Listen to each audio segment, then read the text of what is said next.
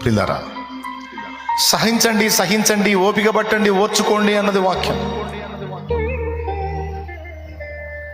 పండిట్ ధర్మ ప్రకాష్ శర్మ అనే ఆయన బైబిల్ వార్స్ చదివి క్రైస్తవులు అలాగ ఉన్నారా లేదా టెస్ట్ చేశాడు. తన ఫ్రెండ్ దగ్గరికి వెళ్ళి నిష్కారణంగా అతన్ని కొట్టాడు, లాగి 2 పీకాడు. అతను, నువ్వు క్రైస్తవుడు కదా, దేవుని వాక్యం ఎలా ఉంది కదా, నువ్వు ఎందుకు తిరిగి నన్ను 2 కొట్టావంటే, నన్ను అన్యాయంగా ఎందుకు కొట్టావు, ఆ వాక్యాలు నాకు అనవసరం, నువ్వు నన్ను కొట్టావు, నేను 2 దండాను. సమయమును దుర్వినియోగం చేయొద్దని ఉంది కదా. తన స్నేహితురాళ్ళు క్రైస్తవుల దగ్గరికి వెళ్ళి, రీటా అనే ఆమె దగ్గరికి వెళ్ళాడు. కాలేజీలో ఆయన మంచి టాపరు, చాలా అందగాడు. రీటా, మనం ఈరోజు ఈవినింగ్ మూవీకి వెళ్దామా అన్నాడు, సినిమాకి వెళ్దామా అన్నాడు. నీతో సినిమాకా, అంతకంటే అదృష్టమా, తప్పకుండా అంది. మీరు క్రిస్టియన్స్ కదా, తల్లిదండ్రులు చెప్పకుండా రాకూడదు కదా, తల్లిదండ్రుల పర్మిషన్ లేకుండా మీరు స్టెప్ తీసుకోకూడదు కదా. వాళ్ళకి ఏదో ఒకటి చెప్పొచ్చు, అదనపు తరగతి ఉంది, అదనపు క్లాస్ ఉందని చెప్తా అంటే వాళ్ళని మోసగిస్తాం. ఇవన్నీ పట్టించుకోవద్దు, మనం మూవీకి వెళ్ళాలి నీతో అంటే, నీతో అదృష్టం దొరికిద్దా మళ్ళీ, తప్పనిసరిగా నేను వస్తాను ఎప్పుడు. లేదు, నేను తర్వాత చెప్తాలని వెళ్ళిపోయాడు. వెళ్ళి ఏం చేశాడు తెలుసా, బైబుల్ని చించేశాడు. అందరి ముందు అందరిని పిలిచి బైబిల్ని చించాడు. ఏమన్నా తెలుసా, ఇందులో ఉన్న మాటలు కేవలం మాటలే కానీ ఇవి నెరవేర్చడం క్రైస్తవుల వల్లే కాలేదు, ఇవి నెరవేర్చడం ఎవడి వల్ల కాదు, కాబట్టి ఇది ఒక వేస్ట్ పుస్తకం అని చించి పడేశాడు. కొద్ది కాలం తర్వాత వివాహితుడయ్యాడు. ఆ వివాహం చేసుకుంది ఎవరినో తెలుసా, అనుకోని స్థితిలో ఒక దైవజనుడు కూతుర్ని పెళ్లి చేసుకున్నాడు. ఆయన అన్యుడు, ఒక దైవజనుడు కూతుర్ని పెళ్లి చేసుకున్నాడు. పండిట్ ధర్మ ప్రకాష్ శర్మ అనే ఆయన. పెళ్లి చేసుకునేటప్పుడే చెప్పాడు, నువ్వు క్రిస్టియన్ అని నాకు తెలుసు, క్రిస్టియన్ అంటే ఇక నీ బాధ్యతలు ఎట్లా నెరవేరుస్తావో కూడా నాకు తెలుసు. ఇక మీ బాధ్యతల్లో మొట్టమొదటి బాధ్యత ఏంటంటే పక్కోడికి చెప్పటం.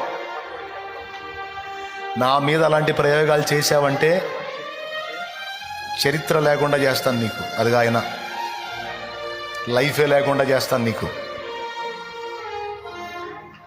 అని వార్నింగ్ ఇచ్చాడు భార్యకి. ఎప్పుడు మీ దగ్గర ఎత్తనంది, దేవుని మాట ఎత్తనంది.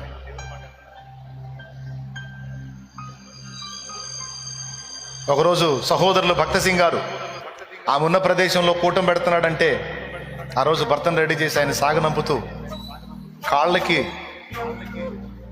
సాక్సులు దొడుగుతా, బూట్లు వేస్తా భర్తకి చెప్పింది, ఈరోజు కొంచెం పెందలగడ్డండి, నేను పుట్టినప్పుడు నాకు పేరు పెట్టినటువంటి దైవజనుడు ఈ ప్రాంతానికి వచ్చాడంటే, ఆయన వాక్యం చెప్తానికి వస్తున్నాడు, ఒకసారి ఆయన చూడాలనిపిస్తుంది అంతే. ఆ బూట్ కాల్తో కొడితే అలాగున్న దన్మని పక్కన ఉన్నదాన్ని గుద్దుకొని తల పగిలి బ్లడ్ వచ్చింది. ఆ సప్పుడికి తల్లి వచ్చింది, ఆయన తల్లి. ఉగ్రుడై చూస్తా ఉన్నాడు భార్య వైపు. ఆమెమీ లేదు, తలకి ఏదో కట్టేసుకుంది. ఆమె వచ్చి, అమ్మ ఏందమ్మా తలకి ఇంత దెబ్బ తగిలింది, బ్లడ్ గారుతుందంటే, జారి పడ్డానని చెప్పింది. ఆమె కాసేపు చూసి వెళ్ళిపోయి, ఆయన ఏం కరగల, ఏం మాట్లాడాల. ఆమె కారు దగ్గరికి వెళ్ళి ఆయన సాగనంపేటప్పుడు చెప్పింది, ఎట్టి పరిస్థితుల్లో మీరు వస్తారు అంది. మీరంటే నేనంటే మీకు చాలా ఇష్టం, తప్పకుండా మీరు వస్తారు అంది. కారులో కూర్చొని ఆలోచించడం మొదలుపెట్టాడు.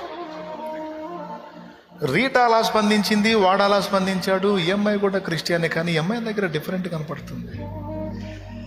ఆ వాక్యాలు నెరవేరుస్తున్నట్టుంది ఈ అమ్మాయి. అంటే దేవుని యేసుప్రభు వాక్యాలు నెరవేర్చ సాధ్యమేనా? ఇవన్నీ ఈ దగ్గర కనపడుతున్నాయని ఇంకా టెస్ట్ చేశాడు. చివరికి ఏమయ్యాడో తెలుసా, ఆయన మారి సేవకుడయ్యాడు.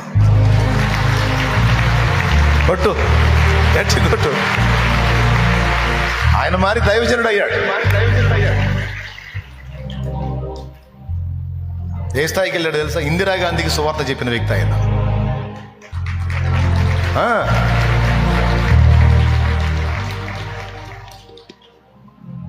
నా దేశం, నా మతం, నా భూమి అనేది బుక్ ఉంది ఆయనది, చదవండి మీరు. పిళ్ళ వెంకటరత్నం అనే దైవజనుడు తెలుగులోకి అనువదించాడు దాన్ని, తెలుగులో రాశాడు చక్కగా. చాలా బాగుంటుంది. నా దేశం, నా మతం, నా దేవుడు. అది చదివి ఆమె స్టోరీ చదివి ఏడ్చాను నేను, ఆ తల్లి స్టోరీ చదివి. అలా కారిపోయిన కళ్ళలో కన్నీళ్ళు. ఆమె ఓర్పు, సహనం, ప్రేమ, త్యాగం భర్తను గెలుచుకుని దైవజనుడిగా తీర్చిదిద్దుకుంది. బిడ్డలారా, ప్రేమ ఎప్పుడైతే క్రియాత్మకమైద్దో, వాక్యం ఎప్పుడైతే నెరవేర్పుకు నోచుకుంటుందో, విశ్వాసం ఎప్పుడైతే క్రియగా మారిద్దో, ఆ మూడింటిలో ఉన్న శక్తిని నువ్వు అనుభవించగలుగుతావు బిడ్డ. మామూలుగా ఉండదు దాని ప్రభావం. మీరందరూ అది అనుభవించే వాళ్ళు కావాలని నేను ఈ విషయాలన్నీ మీతో పంచుకోవాలనుకున్నాను. ఈరోజు అవకాశం దొరికింది, పంచుకున్నాను. తప్పకుండా మీ హృదయాల్లో భద్రం చేసుకోండి. వాక్యాలను అనుసరించి జాగ్రత్తగా అడుగులు వేయండి.